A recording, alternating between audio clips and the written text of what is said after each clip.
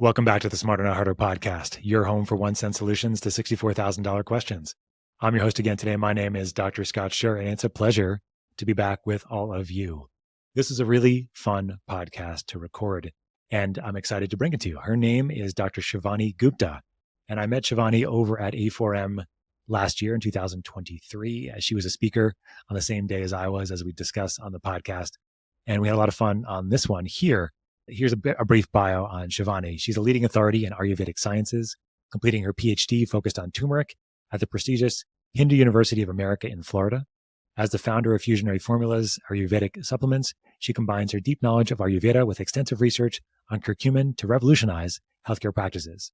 Driven by her passion for natural solutions, Dr. Gupta aims to reduce opioid dependency and enhance patient well-being through curcumin-based alternatives. Her innovative approach, supported by clinical studies, paves the way for incorporating Ayurvedic wisdom into modern medicine, promoting longevity and improving quality of life. Shivani and I had a really nice conversation here. We discussed supplement quality a lot in the beginning and how important it is, especially with the turmeric and curcumin markets being flooded with basically just crappy supplements that are very little of what you need and a lot of what you can get in your spice rack. Then we discussed a lot about curcumin specifically and some of the studies in osteoarthritis, in Alzheimer's disease, some of the pathways that are going on as an anti-inflammatory, as an antioxidant, as an anti-infective. And we had a really great time speaking about the research and what's coming down the line in curcumin and the research and literature, the bioavailability, curcumin with black pepper versus curcumin with fat, and the unclear distinction between which is better for which person. And that's why she has usually recommended using black pepper with her formulas along with a fatty meal in combination. Then we had a nice conversation about Ayurvedic medicine. We talked about doshas. We talked about the Ayurvedic food pyramid. She gave me my diagnosis of what my dosha is as well, which was fun. And then we talked about Shivani's 3 ways to live smarter, not harder. So I really hope you enjoy this podcast with Dr. Shivani Gupta. Please don't forget to like and subscribe below so you never miss an episode of the Smarter, Not Harder podcast. Enjoy the show. We're on. Shivani, how are you? Very well. How are you doing? It's good to see you. It was really nice to meet you last year. We had dueling lectures at A4M. Yes, we did. I think you were on the last day of, what day of lecture did you give? The last day We were too? like last day, second to last lecture. A4M Yeah, so no, Vegas. it was, we got on stage, but it's just barely kind of deal. So it was well attended. I was shocked. Yeah. The diehard crew, hundreds of people in the audience in both our rooms. I was like, okay, so this is not a bad slot then. No, I mean, I think I was surprised as well. There was a lot of people at my conference. I don't know if I told you the story, but I found out maybe a week beforehand that I only had 30 minutes to talk when I thought I had an hour. Wow. Okay. And I didn't, this is my fault. I didn't even look. I was like, why would you give me 30 minutes to talk about my topic? But that's what they did, right? What was your lecture on at F4M? Remind me.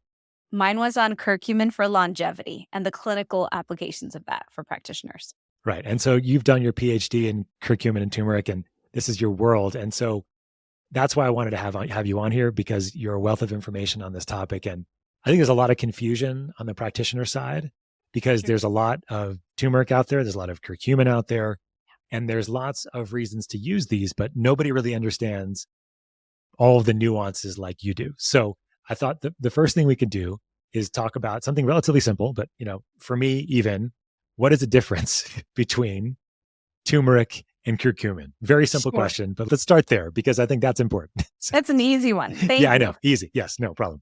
So Softball. Turmeric is a rhizome. It's a sister to the ginger plant. Right. And turmeric, the plant, out of the entire turmeric plant, only 3% is the curcuminoids. Out of those 3 curcuminoids, curcumin is the most effective at reducing inflammation. And so it's interesting because when you're out there looking at supplements, they're all like, I've got all 3 curcuminoids. I've got this going on. I've got that going on. I was just in India meeting with my suppliers, having this deep conversation saying, I want more. I want even more potent. How do I find more? And they're like, look, it comes down to how do you naturally extract the curcuminoids out? Do you use the correct ratio of those curcuminoids? And do you synthetically bump it up to be standardized at 95%? Or do you naturally extract for so much potency that you land at 95% grade potency? So there's actually a lot of room and wiggle room in the supplement world. And I think it's interesting because if you're taking regular turmeric in a pill, which I find a lot of people are doing, Right. you're wasting your time. In the Indian culture, in our food, we eat turmeric in everything. And Right. so we're eating a lot more turmeric in the Indian diet than any other culture. We're always making sure we add black pepper or a healthy fat for the absorption. And so a Right. lot of people nowadays are doing this thing where they're making skinny lattes, they're taking turmeric in a pill. And I just think we're wasting a lot of time and money when we could Yeah. get turmeric that's effective. Yeah. So I think it's an interesting place to start, which is the quality, because and you already went there. So when you're talking about this, there's a huge variety, right? You said like turmeric versus curcumin. And so what is the best way to do this? I mean, if you can talk about it, if it's not proprietary and how, because I know that Yeah. your company So is much different. basically, Yeah. when you take regular turmeric Mhm. in your food, I think that's a great way to receive turmeric on a daily basis. Just take your regular turmeric, put a half teaspoon to a teaspoon in your food, add black pepper, add a healthy fat to increase that absorption. Right. We know through science that curcumin with black pepper, the black pepper increases the absorption by 2,000%. I worked in the lab in MD Anderson Cancer Center in high school where Dr. Agarwal discovered that. And it Oh, was just cool. so cool Okay. to be in that ethos at such a young age. And then later, when I was doing my PhD dissertation, I went back to his lab and I was like, can I make some cool thing and discover it? He's like, that's not how science works. But you can come live here for 2 years and do experiments. Right. Right. Yeah. But it was That's cool to awesome. go back and just understand like the newer things that he had learned over the time period. So what people don't realize is the reason we're taking turmeric in the first place is because we're inflamed. Usually we're taking because we're inflamed. We want its anti-aging benefits, or we want its immune support. If Right. you're going to take turmeric, the regular half teaspoon you're going to get in your food is not enough to drive the significant result that you want. So Right. that's where the supplementation comes in. Because out of that plant, only 3% is the curcuminoids, you're going to want a supplement to drive that significant result in the body, Right. get that inflammation down significantly, and then move on from there. Yeah. So the curcumin, the extraction process, and you said that there are companies that are just trying to increase the amount or the synthetically. Can you talk about what that means, like synthetically versus naturally versus, how you guys are doing it? Because, and I told you off camera before we started, like as a company on our side, we really care about quality. We really care about purity and potency. And, things like methylene blue that we use in some of our products is very difficult to get clean. And there's companies that are not publishing any of their data at all on how they're doing this. Yeah. Tell me a little bit about what, how you guys have created this process for you. So I have found that in this world, there's such different levels of suppliers. Like you could source anything from China, for example, or from abroad, from a website. You can go to like ingredients.com, just order it. Or you can go build face-to-face relationships with people who are pushing forward in botanicals with the same exact level of science and standards as we do in pharmaceuticals. And so Right. that's the level of teams I was meeting with this time in India.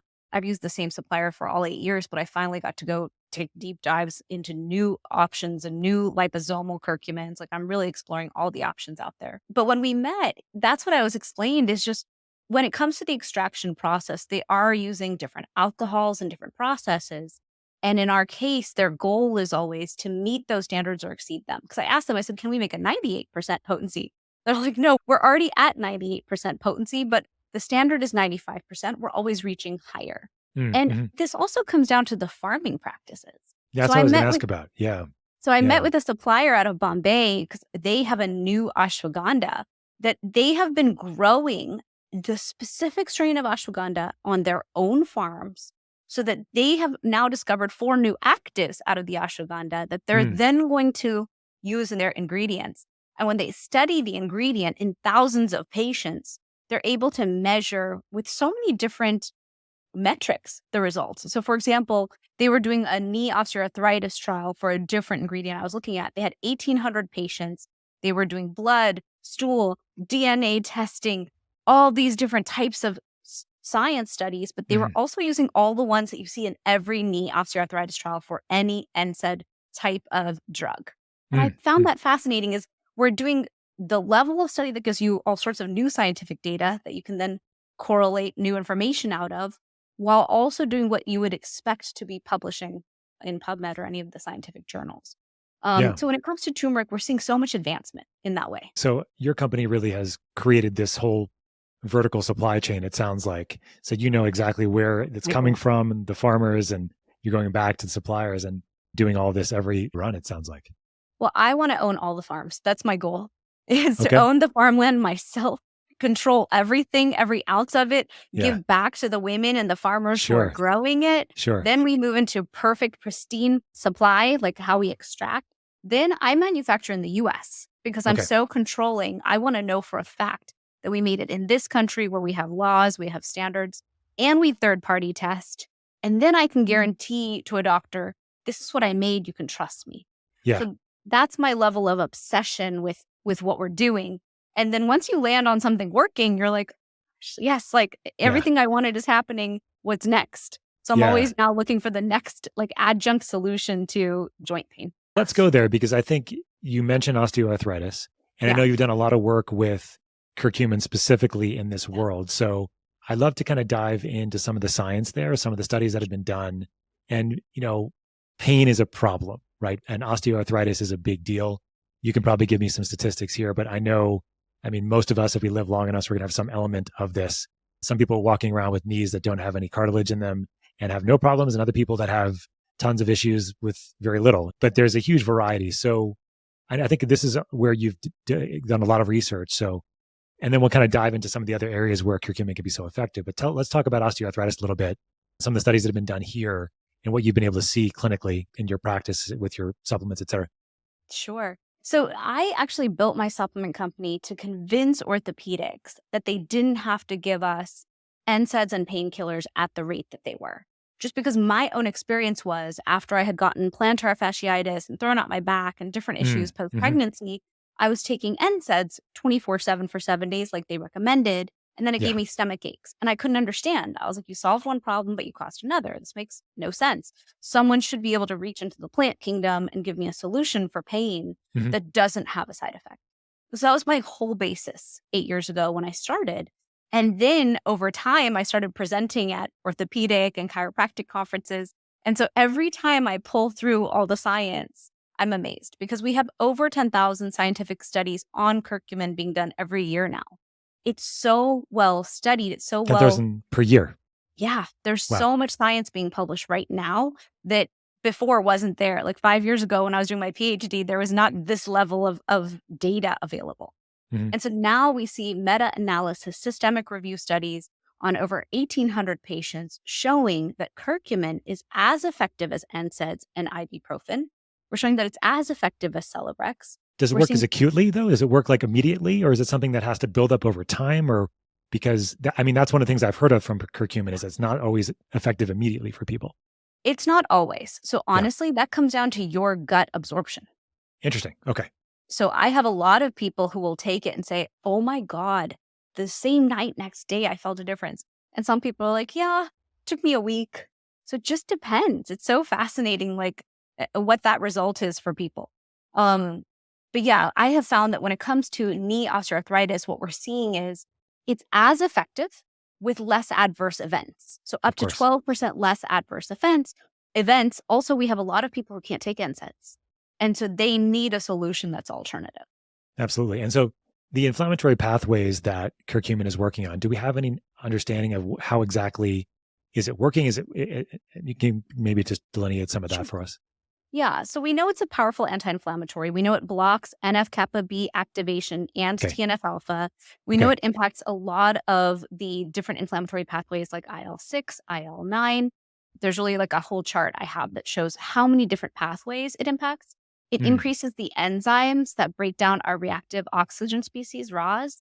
It Okay. also suppresses the enzymes that increase ROS, and it increases our sirtuins.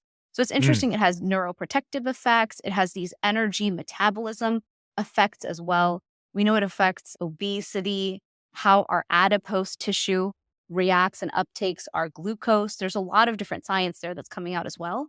Interesting. But when it comes to anti-inflammation, that's really the focus. And I have a professor out of Clemson University who I'm working with, who we're both studying why is curcumin so well received by so many pathways in the body. It's kind of curious. Out of all Right. the plants, why is turmeric the one? And so Yeah. we're embarking on a lot of genetic mapping to understand how and why. And then what can we add to curcumin to create a different result? Like we just discovered that curcumin plus ginger might be more effective for Alzheimer's than just curcumin. And so we're really mapping that out and waiting till we can duplicate our research to be able to publish. Yeah. I mean, that's amazing because we always think about the evolutionary history behind this, right? In Indian culture, this has been around and you guys have co-evolved together as we all have with various plants and things. But it's always interesting when you take the active component and you concentrate it and what happens in that. Thousands of years ago, we wouldn't have needed these kinds of remedies at these kinds of doses. But because we live in a Western world where we're toxic and we get bad lighting and we have bad food choices and we're on airplanes, like that's when we can really, sort of leverage these things. So you mentioned on the anti-inflammatory side, some of the pathways, and you also mentioned on the antioxidant side. So it actually helps prevent degradation of some of the reactive oxygen species. So it works on some of those enzymes. On the obesity side, you mentioned this is also happening. Is this more like on the inflammatory side? So working on like helping with the inflammation associated with obesity? Or do you think that's there are some mechanisms that are directly at play here on obesity itself? What I just read about was how curcumin suppresses angiogenesis in the adipose tissue. Okay. And together with its effect on our lipid metabolism in our adipocytes, it may contribute to our lower body fat and our body weight gain. I've also read that it helps with how our liver processes our glucose. So it reduces our NF-kappa B activation, but it also is able to reduce the differentiation of pre-adipocytes, thus acting as an anti-obesity molecule. That's how I read it. Cool. I got you. Pardon the interruption. This episode is brought to you by Transcriptions, makers of precision-dosed, pharmaceutical-grade, and physician-formulated formulas in the form of a buccal troche. For this episode with Dr. Shivani Gupta, check out Trommune. It is our version of turmeric. This is cordycepin, the active ingredient of the cordyceps mushroom. It is anti-inflammatory, it's immunomodulatory, it's going to enhance deep sleep, it's anti-infective, and it's a metabolic enhancer all at the same time. Check it out at transcriptions.com and save 10% on your order by using code POD10 at checkout. Now back to the show. And then you were saying in combination with ginger, I think, in neurologic conditions. Yes. Let's talk about that because I know you've done a deep dive recently on curcumin with neurologic disorders, specifically Alzheimer's. What do we know in this case? Like, do we have any specific research that's kind of ongoing or that it's done? I mean, it sounds like if there's 10,000 research papers a year, there's something. Yeah. So we know that curcumin, when it comes to Alzheimer's and all the different neurological conditions that can exist, it reduces amyloid plaques and tau tangles, which are two key pathological hallmarks of Alzheimer's disease. Yeah. It also has neuroprotective effects because it helps with neuroinflammation. It also supports with oxidative stress. I have notes that it enhances neurogenesis and synaptic plasticity. And so really when it comes to brain health, a lot of what it's doing is the inflammation piece. Sure. The fact that it binds with our amyloid plaques in the brain can also help. Got it. Yeah. I mean, I know there's some controversy on amyloid and tau now, right? In the sense of like, and this is in my world too, in the hyperbaric literature and the methylene blue literature as well, because there is some research that it does have an effect on these. It's always such a question, right? Because we know that there's these amyloids may be more reactive, right? They may be more reactive to ongoing stress. So I wonder if there's also an aspect here of infection, right? Because I think that's what we're also seeing in some Alzheimer's patients and certainly in others where these amyloids are a response to infection. So I wonder if the curcumin is working on some of these, maybe it's also got some antimicrobial capacity as well, correct? Correct. So turmeric is antibacterial, antiviral, and antifungal as well, which is why I'm so passionate about it. I needed immune support. So I take it often just for the immune support benefits more than I would for pain or even the antioxidant benefits. Are there dosing differences depending on what you're using it for? Like if you're using it for inflammation or for infection, et cetera?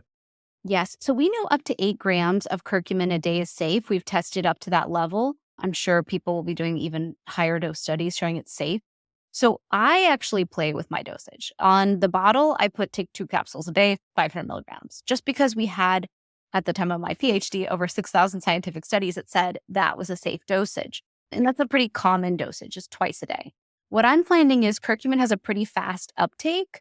And so those people who are taking it through the day for pain sometimes need to add that third dose at the end of the day to support themselves at night. Because a lot of times why people are taking it is their joint stiffness, joint aches. They don't want to wake up so stiff that they have to wait 10 minutes before they have to start walking. So for that group, I add on the third. For myself, I take triple that amount because on any given day, if the kid's going to walk in with a cold or I'm traveling, I'll just play with it. I'll take 2 in the morning, 2 in the evening, or 2, 3 times a day. I think for me, I'm so passionate about it and I read the science all day. So I just want all the neuroprotective effects and immune supports that I can get out of it. And I'm sure when you're traveling and things like that, you're also changing your dosing. I would imagine depending on where you're going to be, where you're going to go. When it comes to bioavailability and absorption, you mentioned this.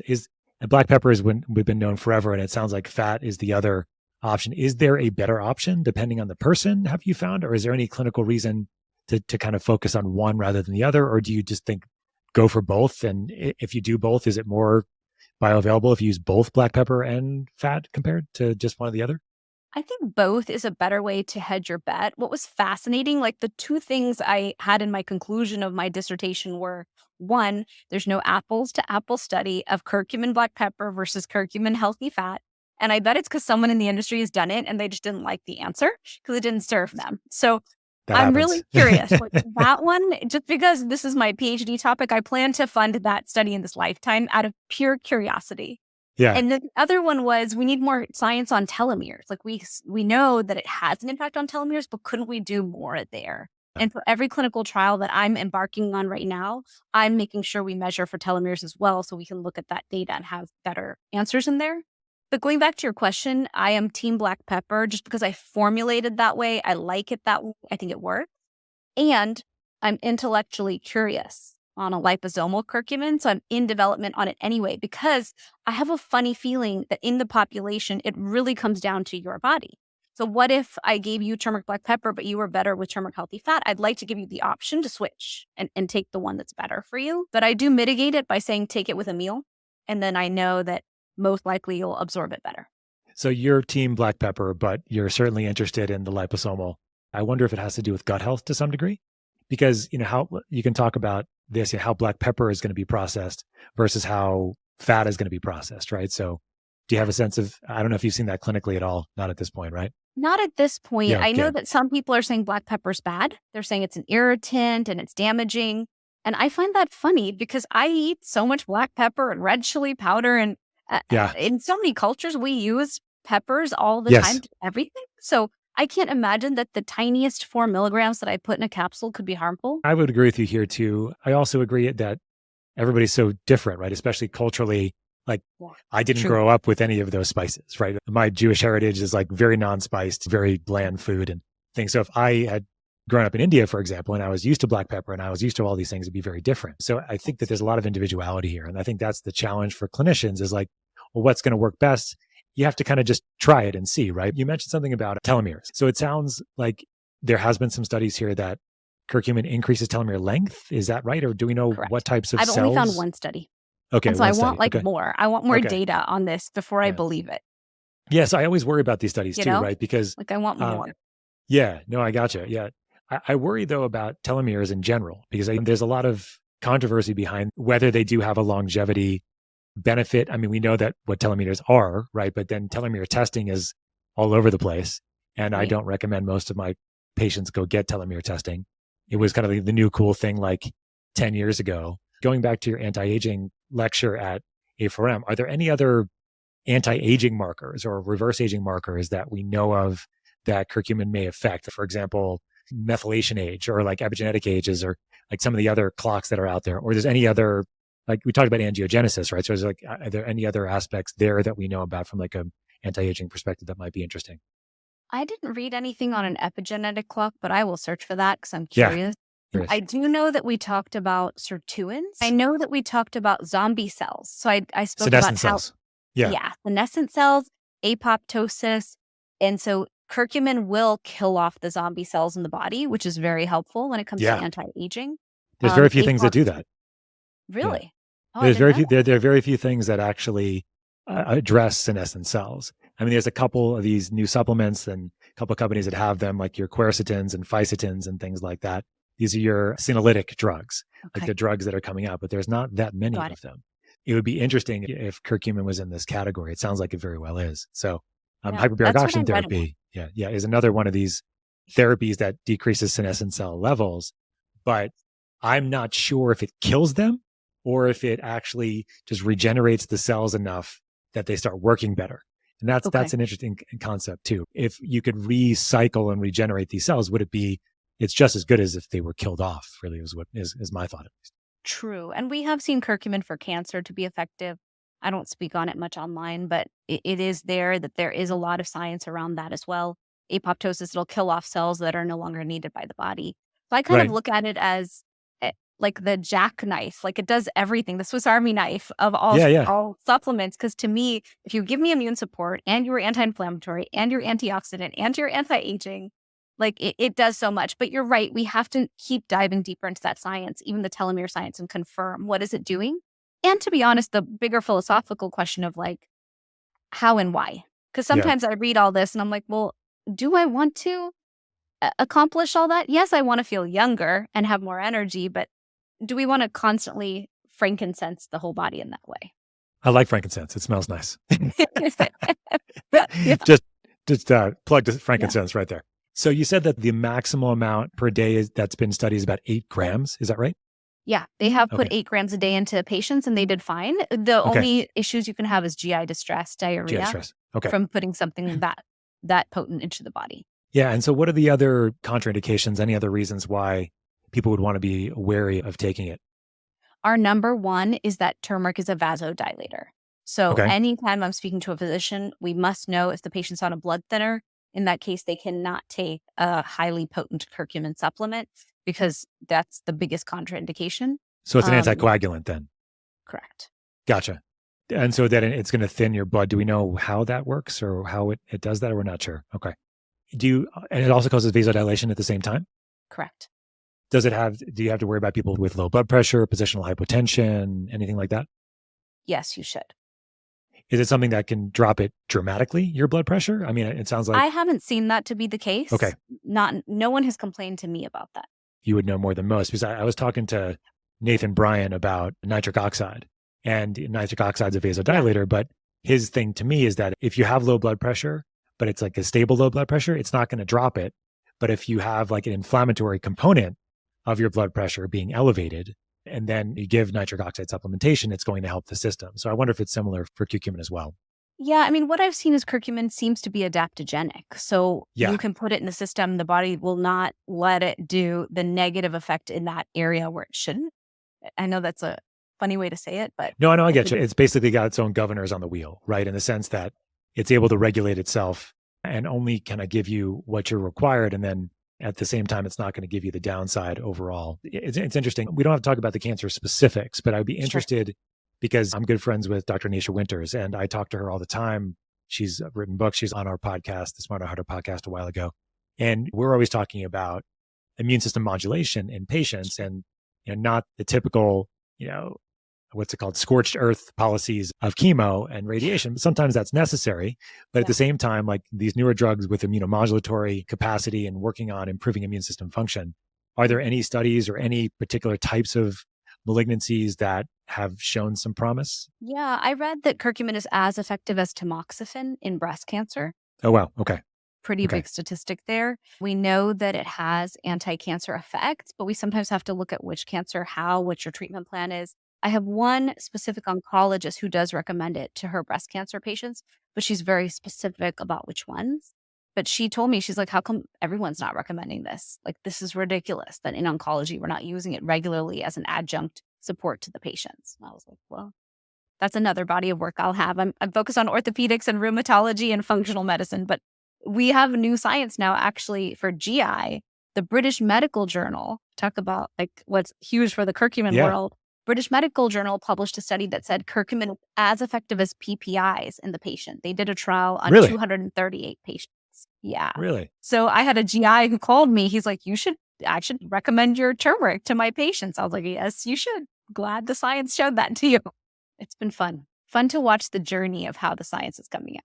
The curcumin that was being used as a PPI, was this just a capsule, do you remember? Or was it like a liquid or how was it being It was formulated? A capsule. I believe it was a curcumin black pepper. That's super interesting. This is another one of these things, right? Like conventional doctors, like I'm trained, think that like if you have more of something that might be like, I wouldn't say irritating or acid, like maybe acidic, right? Like taking apple cider vinegar or something like that, like you'd make it worse. But so many of these patients actually have too little stomach acid rather than more. I wonder how it actually works in that capacity. It's very cool. But again, the anti-inflammatory aspects of it, the antimicrobial aspects of it and how that all plays into the anti-cancer side is super interesting. This is not all that you do. This is a lot of what you do. You have your company and you talk about curcumin a lot. You talked about some of these studies that you're looking at, right? You're looking at studies in functional medicine. You said rheumatology. I think you said orthopedics. Like, where is like the new horizons for you, and where do you think like the science is going to be going in your world in the next 3 to 5 years, and what should be looking out for that's coming out the pike for you? The osteoarthritis has just been my joy for about 8 years, and I've loved it. Now, autoimmunity, I think, is my next big frontier. I think we're seeing an explosion in autoimmunity coming out of the pandemic years, and I only think that's going to grow exponentially, and I want those people to have help. I find rheumatology has a good toolkit, but I'd like to add to that toolkit. I always say this is an adjunct solution, and they will come off that NSAID as soon as they can, usually, and they'll hold with this result. So I've seen that success in autoimmunity right now, which makes me really excited. That's more on the business side, because the business can grow in lots of arenas. It can grow across every single subspecialty of medicine, in my opinion, because they're all dealing with inflammation. Me personally, I'm so curious about the DNA genetic interactions that we could possibly prove for different, either it's going to be like race, or it's going to be demographics, or there's something there as we're correlating all this data where we might be able to say, you're Jewish, and so maybe curcumin liposomal is better for you, and I'm Indian. I can take a black pepper. Like turmeric genomics or something. Exactly. Yeah, gotcha. And they are doing genomics on the Indian population right now. As we're expanding in that arena, there's so much potential. And I also want to push for science where we gather more data. So in the future, we can correlate it better. What if we had dosha tests on everyone and DNA tests on everyone? Then the data level of correlation in the future will be even better for us to help people.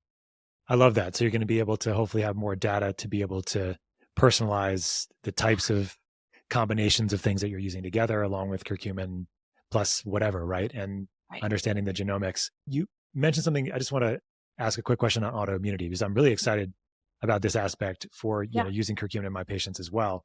Do you have to worry about immune system activation in some of these people? I'm sure you do. My doctors are using it for RA right now. Okay. We're using it in Sjogren's. Okay.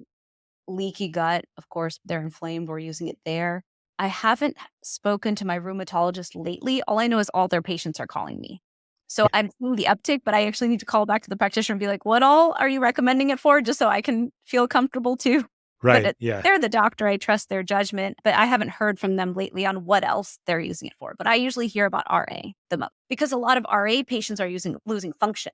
And so when they call me, they're like, I just want to keep my function. And so once we put them on like a turmeric gold inflammation relief, they hold function. And that's what they really wanted most. Yeah. I mean, there's just the theoretical increasing of immune system function in people that have autoimmune problems that are on immunosuppressive drugs. But I think most of that is not clinically relevant, is what I've understood. And then I've talked to a bunch of clinicians that do a lot of autoimmune work, and they have patients on immunomodulatory supplements, and they do very well, even if they're on RA drugs and other kinds of things. Although the one population that I've heard can be a challenge is actually lupus patients. Sometimes lupus patients can sometimes flare more with immuno-enhancing supplements compared to other types of autoimmune conditions for whatever reason.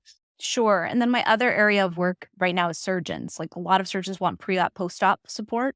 Okay. And so we've been able to cut opioid use in half out of orthopedics using curcumin, which to me is Purdue's going to come after you. Oh, no. One day I'm going to need bodyguards. I already know it. I'm so aware. Everyone knows I'm a really happy person. I'm meant to be here forever. I love it. No, I mean, look, if you can come down on opiate pain prescriptions, like, it's a huge deal. It's a huge deal. And so you've even seen this in comparison to like some of the strongest narcotics out there. I mean, that's a big deal. Yeah. That's my goal is how do we get people out of pain? Yeah. How do we get them off of things that harm them? We don't need the side effects. Yeah. And we can all take something that's beneficial at the root. Like, why not? Absolutely. I have a couple more questions about curcumin that keep coming up.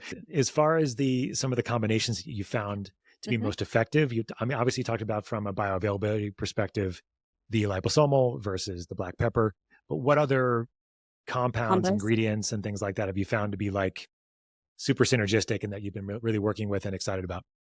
I think turmeric ginger is going to be an interesting new idea. I want to see the science first, though, before I Okay. formulate on it. I was just testing boswellia. You know what's interesting? So I built two formulas. I built turmeric gold, and that was the Western straight shot solution that the science proves. I had the science 8 years ago. Curcumin, turmeric for the synergistic effect, and we have benefits to non-curcuminoid turmeric, black pepper. And that one has proven all day long it's so effective. But I had a theory that does Ayurveda win instead? And it's so interesting because they both work. But inflammation relief that I designed is curcumin, guduchi, boswellia, amla, dried ginger, black pepper. And in Ayurveda, we teach that you do the primary ingredients to do the main job. Secondary ingredients also support the main job. Third ingredients help them go where they need to go in the body. Fourth, mitigate the negative effects of even putting such strong things in the body for a medicinal effect. So there's such an intelligence in plant medicine. And so inflammation relief, I designed for when you know you are inflamed. And it's so interesting for me to see in the population, like who does better with what. Most people who have chronic joint pain just take both and that's their solution. But I would play with inflammation relief. If I had unlimited budget, I would make one going in a direction A, one in direction B, one in direction C, because I think there's such an argument for putting together a great adaptogen. So I've designed teas where I play a lot with my adaptogens. Brahmi, ashwagandha, shatavari, rhodiola. Like these things can do so much. I'm curious with curcumin what effect they would have. Gotcha. That's beautiful. And actually, it's a great segue into the Ayurveda aspect of your clinical practice. And so I think maybe talking about what you just described for your inflammation formula and like those steps and like if you could talk a little bit more about that framework, and you can throw it out into the larger Ayurvedic framework, of course, too, please. But that was super interesting. It's like the first ones are the main ones and the second ones support the main ones and the third ones, like talk about more of that. Super interesting. Yeah. So in Ayurveda, we're formulating to work with the intelligence of the body. Okay. We're not trying to be, in Western medicine, not to put down Western medicine. I love Western medicine. We're usually looking for those straight shot magic bullet. Like we're looking to get right where we want and deliver a result. In Ayurveda, we look at it very much as you're a whole person. We are all different. We all have different mind-body constitutions. In Ayurveda, we call that the doshas. And so knowing that we have different templates, you must personalize what you're giving to the person. And you can't just drop such straight shots in. So like we actually do use different proportions of ingredients. And Ayurveda is a system of medicine from India that's over 5,000 years old. So they've tested and worked for thousands of years with all of these plants. And so it's really beautiful if you go back to the original textbooks. I have the textbooks here. Sweet. They talk about these different herbs and how to use them for each and every disease pathology that exists. All the systems of medicine were named in Ayurveda. And Ayurveda's whole goal it's called the science of life, is to bring body, mind, and spirit into alignment. And so although I did my PhD on turmeric, my master's was Ayurveda. I see people all the time who are like, okay, if I take your turmeric, will I have no inflammation? Yes, that will reduce inflammation, but we still have to do the entire lifestyle piece so you sustain the result. Otherwise, you're going to consistently chase the problem with the pill, and that's not a sustainable life plan. So I really am going after prevention now, teaching people the gut health from Ayurveda. We teach so much about gut health, circadian rhythm from Ayurveda. The circadian clock is a concept out of Ayurveda. And then I teach about the herbs and how we can use them. You mentioned doshas, right? And so can you talk a little bit about what those are and how you can understand yours specifically and how that works?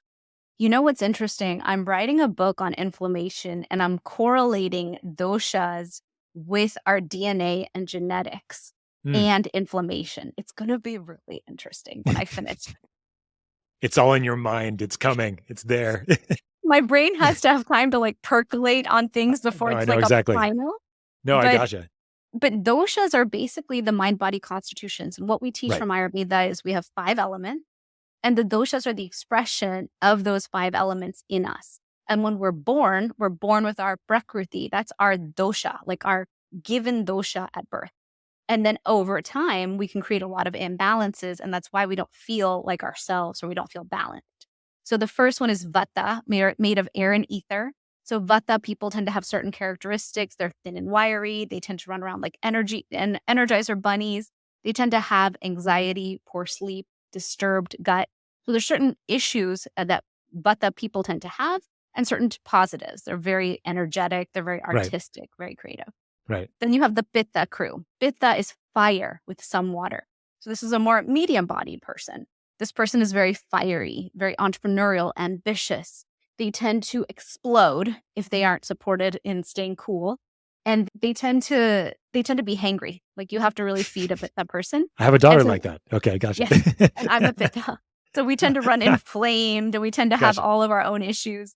But we have good sleep and good appetite, which is good. Yeah. And then we have the Kapha people. Kapha is more earth and water. So this is larger. They tend to be stronger, bigger boned, more solid, curly hair, rounder features. They feel like caretakers, very Mother Earth energy. This person's very slow and steady, one thing at a time. So they tend to have a slower metabolism and need a lot of support when it comes to metabolic health and digestion and those things. So with these 3 templates, you can have a primary and a secondary dosha. And as practitioners in Ayurveda, we really dive into the dosha as like the starting point of where your health issues are coming from and how we're going to support you to get balanced again. And the diagnostics that give you this dosha, is this, I'm not sure this is very standardized, or can you tell in like 3 seconds when you talk to somebody? Yes, I can. I have a dosha quiz on my website. So I like everyone to take the free dosha quiz. Then I can understand. And that's my website, ShivaniGupta.com. But I can actually look at people and I'm like, oh, Vata. And sometimes I can just sit next to them and I can feel the tornado energy. And I'm like, all right, Vata, thank you. I got it.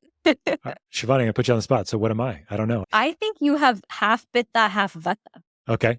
Half Pitta, half Vata. Because you have redishness. Yeah. And I know what you do. So it indicates Pitta, but you also look a little lean. So you might be some Vata in there. Pardon the interruption. This episode is brought to you by Health Optimization Medicine and Practice Association, a nonprofit organization training practitioners how to optimize health rather than treat disease. Check out the epigenetics module. Learn about epinutrients. Learn about epigenetic modifications, methyl donors, and understand how to use this in clinical practice. This module was written by Dr. Lucina Aurorca. She is a scientist out of Stanford University and a prestigious one at that. If you are interested in this module or any of our modules, go to homehope.org and save 10% on this module or any by using podcast 10 at checkout. Now back to the show. Interesting. Okay. Yeah. I totally find this stuff so interesting, because I grew up the son of a chiropractor. So I never really believed anything was true when I went to medical school. I kind of thought it was, but I never learned anything about Ayurveda at all. So it's all very new to me. Even now, I mean, I understand the practice and I have friends that are practitioners and I think it's great. One of the other aspects that I find so interesting is in the foods. Can you talk a little bit about, I heard you on a podcast with Freddie, a friend of ours, and he asked you about the Ayurvedic food pyramid. And I thought that'd be a fun one to talk about a little bit. For sure. So food, we're pretty obsessed with food for a system of health and healing and medicine.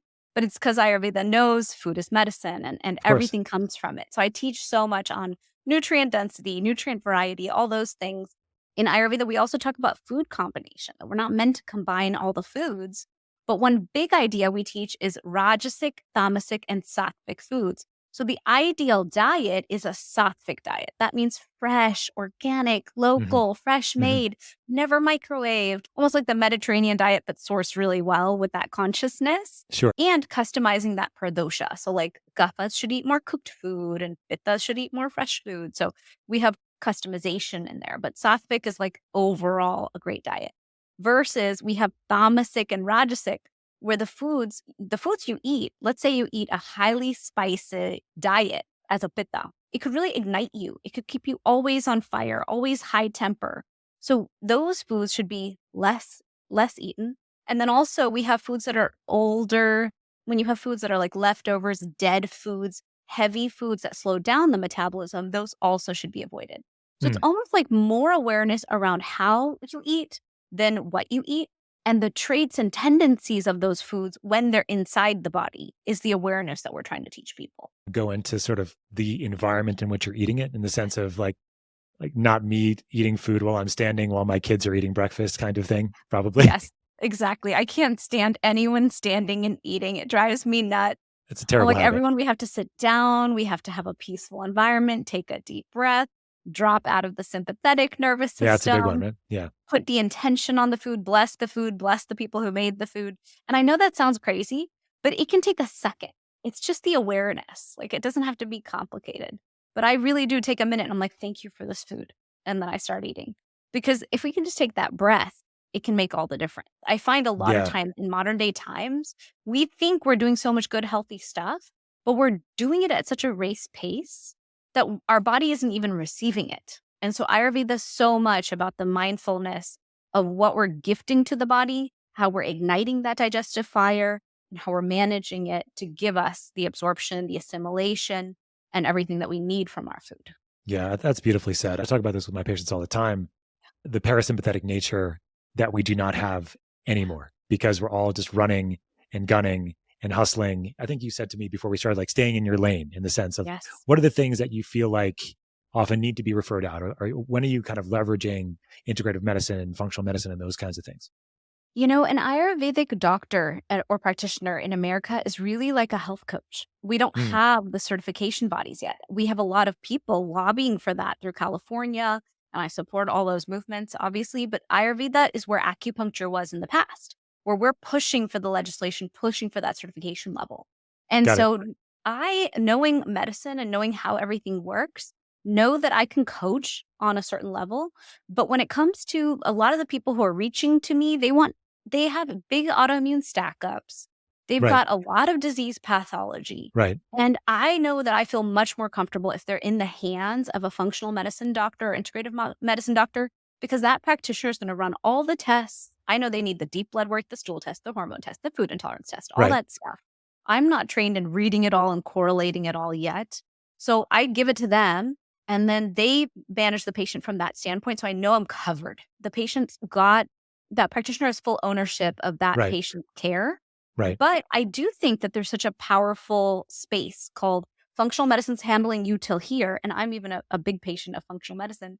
And then you have to have kind of a coach for the rest of that arm or that arc who's managing you from a like lifestyle integration, habit integration, accountability standpoint. And so that's where I like to come in. I like to show everyone how the Ayurveda lifestyle works across all the different things we've talked about and help them instill it into their lives so they feel so good.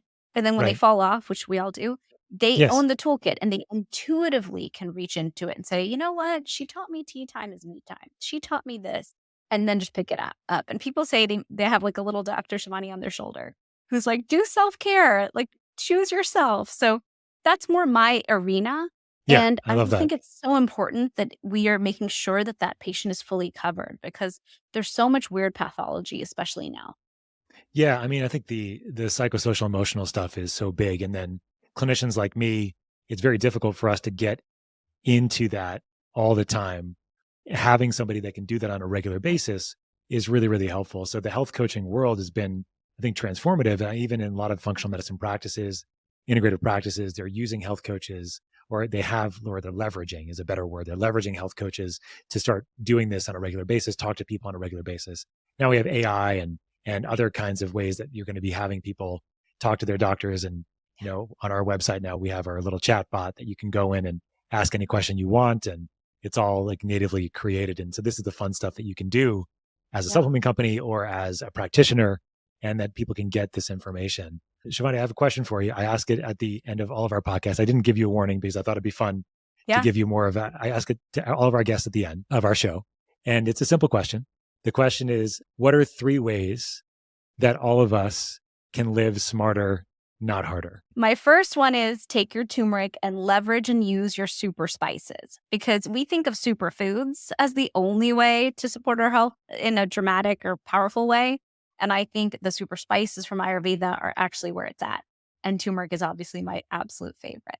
My number 2 would be know your dosha and use and leverage your dosha to balance yourself constantly because I think life is always pushing all of these forces at us and pushing us in different directions. Mhm. But if we know our dosha and we just get aligned, I find it so much easier to navigate the chaos of life and the level of ambition or what we're trying to create out there in the world. And then my number 3 would be sleep. Like smarter, not harder. I invest in my sleep like it's my number 1 health habit. And I have all these rituals. I have kids, so half my ideas get thrown out the window. But I focus on my sleep tea and my sleep gummy and my sleep cream and everything I can think of to just ensure this perfect, pristine sleep. Because I know sleep is when we're going to clear inflammation. We're going to rejuvenate. We're going to hit the reset button. It's my investment in my brain health. It's investment in everything. And then that's how I have like the disposition to be happy and energized and joyful and impactful every single day is the sleep part for the next day. I love that. Yeah. I mean, Dr. Ted, who's the founder of our companies, he always like to say that sleep is so important that we have to change our framework of how we think about when our day starts. So he says, your day starts when you go to sleep, not when you wake up. That's profound. It's so true though. Sleeping is when they start their day. That's something that they're going to take more seriously as a result of saying when you wake up, your day starts. No, when you go to sleep, your day starts. So yeah, my routine is a little ridiculous too at night, I have to say, as far as what I do before I go to bed every single night for the most part when I'm home. But it's for the same reasons, because sleep is such an important thing. Absolutely. Shivani, thanks so much for being here and talking on this podcast about your expertise and about curcumin and turmeric and Ayurveda. Where can we learn more about you and your companies and follow you and learn more? Sure. So my main website is my name, ShivaniGupta.com, ShivanIGupta. I am that on Instagram as well, at Dr.ShivaniGupta. My podcast is the Fusionary Health Podcast. And my supplement company, my supplement company is Fusionary Formulas, FUSIONARY. So it's fusionaryformulas.com, and then same on all the socials. Are you guys available in other countries other than the US? We are. We have a website now that's allowing us to ship internationally, which is great. Excellent. Well, until we meet again at another conference, it's been wonderful to see you again. Shivani, I hope you get lots of time with your family this year and not go to as many conferences as I have to go to. But I'm sure we'll see you soon, and wishing you all the best. For sure. I'm sure we'll see you at A4M Vegas again. At the very least, yes. Awesome. Maybe not on the Saturday, the last day. Maybe we'll get a better spot this time. I'm hoping. Fingers crossed. All right. Have a great day. See you later. You too. Thanks so much for tuning in to another episode of the Smarter, Not Harder podcast, where we give you 1 cent solutions to $64,000 questions. And it was a fantastic time speaking to Dr. Gupta on this particular podcast. We had a great time talking about curcumin, about turmeric, about supplement quality, various studies, Ayurvedic medicine, doshas, my dosha, potentially, and others topics. It was just a fantastic conversation. So if you like this podcast, don't forget to like and subscribe below. And please share with your friends and colleagues so they get to listen to our podcast too. We would really appreciate it. Until next time.